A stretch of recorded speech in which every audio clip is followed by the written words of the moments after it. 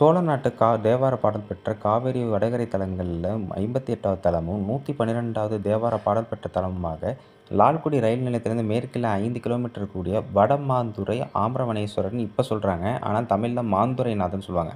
தலமரம் மாமரம்ங்கிறதுனால இந்த பெயர். அதேமாரி இறைவி பேர் அழகம்மை பாலாம்பிகைன்னு சொல்கிறாங்க. இது ஆம்ரவனம், பிரம்மாண்டபுரம், மிருகண்டீஸ்வரபுரம் இப்படிலாம் சொல்கிறாங்க. இங்கே உள்ள முருகனை அருணகிரிநாதர் பாடியிருக்கிறார். மூலவர் விமானம் விசர விமான அமைப்பில் கொஞ்சம் 2 தளம் கொண்டதாக இருக்குது. அதேமாரி சம்பந்தர் ஒரு பதிகமும், அப்பர் ஒரு பாடலும், சுந்தரர் ஒரு பாடலும் பாடியிருக்காங்க.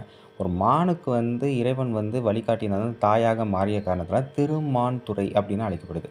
ராஜராஜ சோழர் காலத்து கல்வெட்டில் என்ன சொல்கிறாங்க அப்படின்னா, இந்த ஊரில் ஒரு வெள்ளம் வரும்போது ஊரை விட்டே காலி பண்ணுறதாகவும், நாங்கள் வானவன் நாயகன் பெருந்திருக்குடிகள் வரிங்கிறத கட்டமாட்டோன்னு சொல்லும்போது, ராஜராஜர் அந்த வரியெல்லாம் தள்ளி வச்சுட்டு, மறுபடியும் அந்த மக்களை இங்கே நீங்கள் வாழுங்க, உங்களுக்கு எந்த பிரச்சனையும் வராமல் நான் பார்த்துக்கிறேன்னு சொன்னார். அப்போ எப்பேற்பட்ட மன்னராக ராஜராஜ சோழன் இருந்திருக்காரு பாருங்க.